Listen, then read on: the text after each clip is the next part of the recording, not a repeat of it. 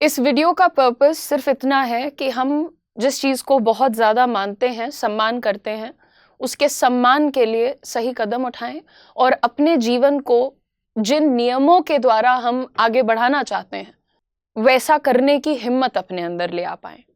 अगर इस वीडियो से किसी के भी इमोशंस को, सेंटिमेंट्स को दुख पहुंचता है, तो मैं पहले ही हाथ जोड़कर विनम्र प्रार्थना करना चाहूंगी कि इसको थोड़ा सा प्रैक्टिकली और लॉजिकली देखने की कोशिश करिएगा। दूसरी चीज, अगर यहाँ पर एक धर्म और दूसरे धर्म के प्रति किसी ने भी झगड़ा विवाद उत्पन्न करने की कोशिश की, तो आपको डिलीट और ब्लॉक और जो भी हार्डेस्ट चीजें की जा सकती हैं वो किया जाएगा। हमारा काम सिर्फ सही बच्चों को सही राह दिखाने का है। परहित सरिस धर्म नहीं भाई, पर पीड़ा सम नहीं अधमाई।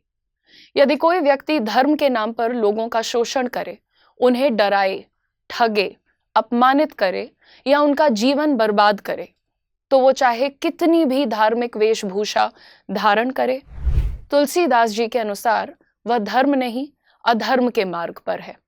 बहुत आसान होता है जब लोग कह देते हैं कि रिलीजन इज अ प्रॉब्लम। धर्म कोई प्रॉब्लम नहीं है, ना कभी प्रॉब्लम था, ना कभी प्रॉब्लम होगा। प्रॉब्लम तब शुरू होती है जब कुछ लोग धर्म, आस्था, भक्ति को अपना पर्सनल बिजनेस बना लेते हैं।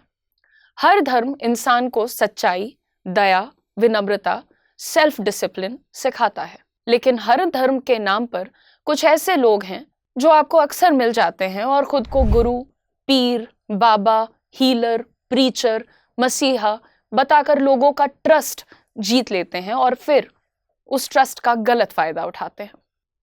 हमारे देश ने पिछले कुछ सालों में ऐसे कई केसेस देखे हैं। आसाराम बापू, एक माइनर लड़की के रेप के केस में कन्विक्शन मिली उन्हें और लाइफ इम्प्रिजनमेंट की सजा सुनाई गई। गुरमीत राम रहीम सिंह को अपने ही डिसाइपल्स के रेप के लिए कन्विक्ट किया गया। उनके कन्विक्शन के बाद हुई हिंसा में कई लोगों की जान भी गई। नारायण साईं को भी रेप केस में लाइफ इम्प्रिजनमेंट की सजा मिली। नित्यानंद पर सेक्सुअल असॉल्ट और रेप के एलिगेशंस लगे, जिनके लीगल प्रोसीडिंग्स काफी चर्चा में रहे। जुलाई 2024 में हाथरस कांड, उत्तर प्रदेश में भोले बाबा के सत्संग के बाद भयंकर स्टैम्पीड हुआ, जिसमें 116 लोगों की मौत हो गई। लोग एक दूसरे के ऊपर गिर गए, सांसें रुक गईं और पूरा देश हिल गया। ये ट्रेजेडी हमें याद दिलाती है कि जब भीड़ आस्था से ज्यादा अंधविश्वास और पर्सनालिटी कल्ट में बदल जाती है, तो नुकसान आम लोगों को उठाना पड़ता है। 2026 यानी इस वर्ष में ओडिशा के IIT रुड़की ग्रेजुएट अभिषेक मिश्रा, जो आदिकर्ता नारायण दास के नाम से स्पिरिचुअल गुरु बनकर काम कर रहा था, अरेस्ट किया गया। आरोप था कि उसने शादी, स्पिरिचुअल गाइडेंस और करियर अपॉर्चुनिटीज का झूठा वादा करके महिलाओं का शोषण किया। महाराष्ट्र में अशोक खराट, जिसे लोग कैप्टन बाबा या भोंदू बाबा के नाम से जानते हैं, अरेस्ट किया गया। इन्वेस्टिगेटर्स के मुताबिक उसने एलिजिडली एक्सप्लिसिट वीडियोस का इस्तेमाल करके महिलाओं को ब्लैकमेल और एक्सप्लॉइट किया। 2017 में उत्तर प्रदेश के सियाराम दास को पुलिस ने अरेस्ट किया। आरोप था कि उसने एक युवा महिला का सेक्सुअल एक्सप्लॉइटेशन किया और उसके साथ एक महिला भक्त पर भी केस दर्ज हुआ क्योंकि उसने इस काम में बाबा की मदद की। हैदराबाद में एक सेल्फ स्टाइल्ड मुस्लिम गॉडमैन को अरेस्ट किया गया, आजम नाम का आदमी। पुलिस के मुताबिक उसने एक लड़की को ये कह करके एक्सप्लॉइट किया कि वो उसके अंदर से बुरी ताकतों को या परेशानियों को दूर करेगा, और उसने मल्टीपल टाइम्स उस लड़की का रेप किया। क्रिश्चियन प्रीचर की बात कर लीजिए, बजिंदर सिंह, रेप केस में कोर्ट ने लाइफ इम्प्रिजनमेंट की सजा सुनाई। ध्यान देने वाली बात यह है कि इन सब लोगों के नाम अलग हैं, धर्म अलग हैं, कपड़े अलग हैं और लेबल भी अलग है। किसी ने हिंदू बाबा का रूप लिया, किसी ने मुस्लिम हीलर का रूप लिया, किसी ने क्रिश्चियन प्रीचर का। लेकिन पैटर्न क्या था?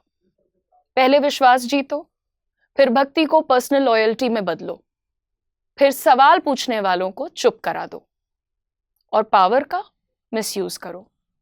इसलिए इशू कभी भी हिंदू, मुस्लिम, सिख, ईसाई या किसी धर्म का नहीं है। इशू है अंधविश्वास का।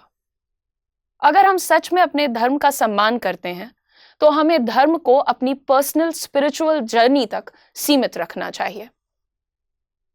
अपनी प्रार्थना, अपना मेडिटेशन, अपनी पूजा, अपना पाठ, अपनी इबादत, ये सब व्यक्ति और उसके भगवान के बीच की बात है। करियर का डिसीजन लेना है, बाबा के पास जाओगे। मेडिकल ट्रीटमेंट लेना है, पीर के पास जाओगे। फाइनेंशियल डिसीजन लेना है, गुरुजी का आशीर्वाद लोगे। शादी का डिसीजन लेना है, सेल्फ प्रोक्लेम्ड सेंट का प्रेशर से नहीं लेना है। जितना बड़ा आदमी खुद को बताए, उतने ही बड़े सवाल पूछो।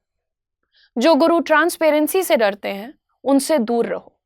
जो फॉलोअर्स को फैमिली से अलग करते हैं, उनसे दूर रहो। जो ब्लाइंड ओबीडियंस मांगते हैं, उनसे दूर रहो।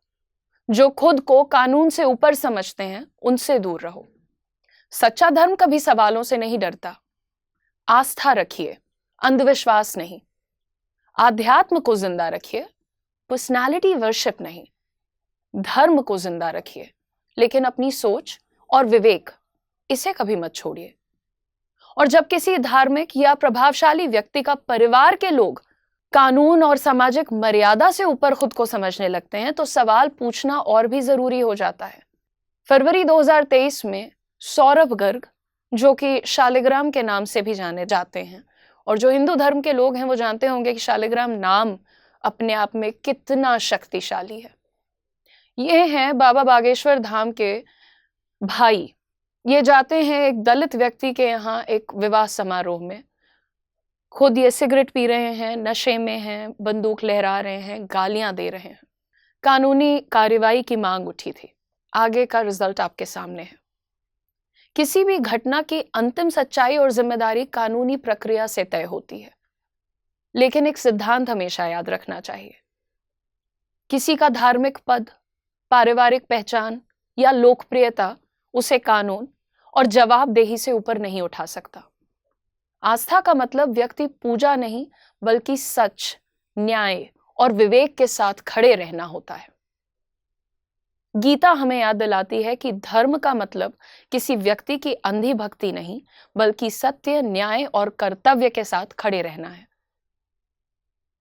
जब अधर्म धर्म के नाम पर भी होने लगे, तब उसे पहचानना और उसका विरोध करना सच्चे धर्म का पालन है।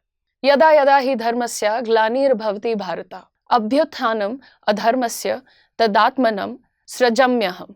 Whenever righteousness declines and unrighteousness rises, O Bharat, I manifest myself. Arjun को श्री कृष्ण ने जब ज्ञान दिया तो कहा कि जब जब धर्म की हानि होती है और अधर्म बढ़ने लगता है, तब तब मैं स्वयं प्रकट होता हूं। सज्जनों की रक्षा करने, दुष्कर्मियों का विनाश करने और धर्म की पुनः स्थापना करने के लिए मैं युग युग में अवतार लेता हूं। आप धर्म का पालन कीजिए, पर सच्ची तरह कीजिए। आप अपनी जिंदगी, अपना करियर, अपना भविष्य, अपने परिवार की सुरक्षा की जिम्मेदारी खुद उठाइए। अंधविश्वास के पीछे मत भागिए। अगर आप अपने धर्म का सम्मान नहीं करते, तो कोई और भी नहीं करेगा।